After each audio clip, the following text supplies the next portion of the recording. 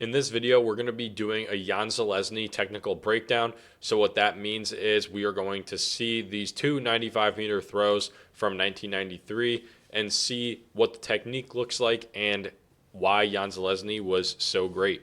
All right, so let's take a look at it full speed.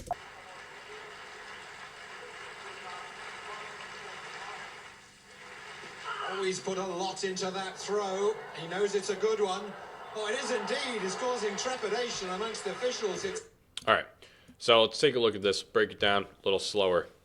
Even though he's running forward, he's not leaning forward with his upper body, okay? A lot of young throwers make the mistake of trying to run forward out the back of the runway, and then they end up leaning with their chest too far, which ends up causing problems later on in your throw. So you can see here too that he has the tip pointed down a little bit, and then the back end is up high. Okay, so that's really crucial for a proper drawback in a couple of seconds here. All right, so you see there when he starts drawing back, he's getting ready to draw back in that position, and look, he's still tall and he's still stacked. Okay, so that's why it's so important for him to come out of the back nice and tall and keep the javelin slightly pointed down, is because if you come out of the back and you're leaning forward and then you go to draw back, your body starts to do this teeter-totter motion, which can throw off your center of gravity and lead to improper throwing mechanics and really slow you down, because then your energy, instead of all of your energy going forward, now your energy is going forward and then going back, and then you have to try to continue to go forward and then throw. And so that's just throwing your technique off a lot. So you want to make sure that when you draw back during the crossovers and during the running steps that you're staying nice and tall the entire time, so that energy can just continue to move forward. So let's pay attention to the drawback here, okay? So we see the drawback there on the left step, it starts, okay?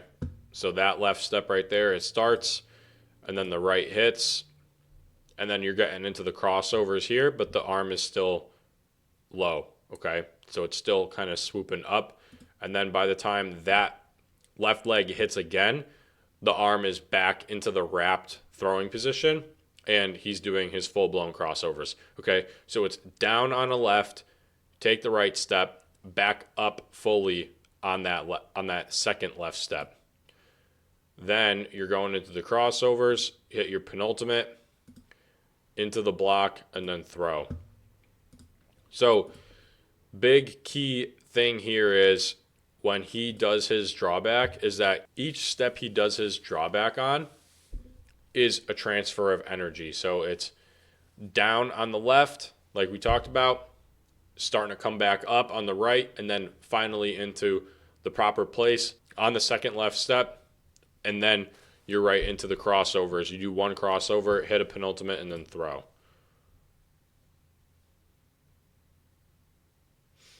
Okay, and that's where we're going. Crossover, penultimate, and then the biggest thing that I love about Zelezny is this back foot contact here, okay? So watch when he lands in the throw in the penultimate, okay, you see how even still here, he's stacked tall, okay? So his shoulder and his knee and the ball of his foot are going to be in a straight line right here, okay? Then his center of mass is stacked, okay? So his hips, his torso, his abdomen, all right, is all stacked. His neck, all stacked in a straight line right here. Now when that back foot lands, you see how soft that back foot contact is, and then you're internally rotating that back hip forward right here. It's going forward now, and then it's into the block, okay? So you see how a split second ago you were closed off down the runway. When you land back foot contact, you rotate forward into the block, and then that's when the body starts to uncoil, okay? And so this is what we consider hip-shoulder separation right here, where now his right hip is facing forward, his left hip is facing forward, his core is starting to face forward, his chest is facing forward, his head is facing forward, but you see here his arm is still back, okay? So that's that separation right there where that hips are forward, shoulders are back, that hip-shoulder separation. And then the throw comes through. All right. And one of Jan Zelezny's most key things that he is known for as well is that big trail leg follow through. Okay. So what you could see is after the hips are engaged and the block hits and then the arm is starting to come through, watch his back leg, how his back leg kicks up vertically in this fashion right here. And then he follows through with his energy going forward, up and then forward. Okay. So you see how he has to almost block a second time to stop himself because his energy is going forward through the javelin. So that's a really key aspect of this whole thing as well, is the fact that, like I was saying, that Jan Zelezny stays nice and tall and stacked the entire time. So his energy is always going forward. So he's always staying tall and stacked, and then his energy is always moving in a linear fashion. Even though Zelezny, as you can see in this replay right here, he is a very rotational thrower where he's wrapped and closed off until the time of the throw. But when he does uncoil and get into the throw, he becomes from rotational to then linear, and he's following through linear. Okay? That's one of the most important things about being a rotational thrower, is that when you do uncoil, you're able to uncoil at the time of the throw and transfer your energy forward so that you're not just blowing through your throw and just starting to face the other way or missing the block totally. Okay, watch this one full speed.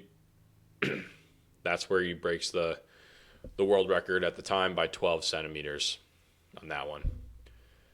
So he threw 95 twice in this meet right here. So just watch how tall and stacked he is. So he's running, but he's staying tall the entire time, attacking the throw, staying level and getting his energy in a linear fashion through the end of the runway.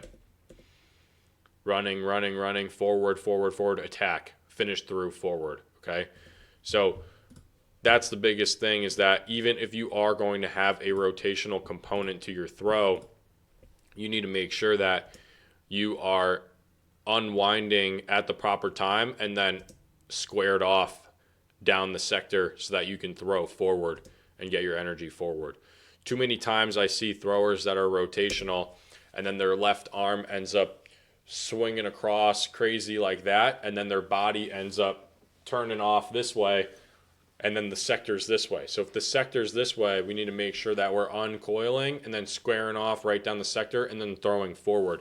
So that's where that active block arm and that active block leg come into play, as you want to rotate yourself open and then right down the sector you stop. And using, as a right-handed thrower, using that strong left shoulder and left leg to block yourself from just bailing through the throw is very important. This could happen even with linear throwers as well, people that don't wrap off, but it's not quite as common. Just common for those linear throwers who are a little bit more beginner level and not really quite used to holding their energy at the time of the throw.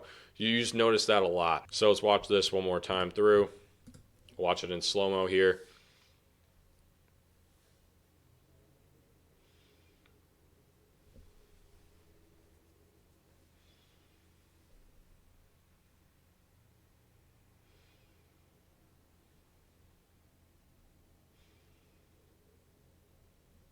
So you see that donkey kick follow through. Watch the back hip rotation into the block. So that block ends up being a collision right there, where you go penultimate, soft back foot contact into the block. And then you catch yourself there. All right, so what I talked about there as a rotational thrower or a linear thrower, just kind of blowing by their block when they hit that rotational throw. I'm just going to use an example quickly before we close out of one of my athletes here that I worked with.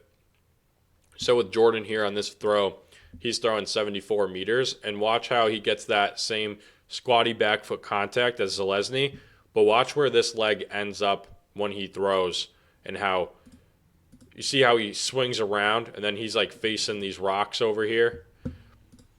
So whereas Zelezny was following through forward, so you could see that Jordan finishes, he's facing the sector, and then he can't control his energy, so then his energy swings around to the side. So instead of his energy going forward down the sector, he's now swinging around to the side. So that's a loss of energy. And this throw went 74 meters. All right, so that was Jordan throwing his junior year at 74 meters. And then we worked a lot on that back foot, following through in a linear fashion.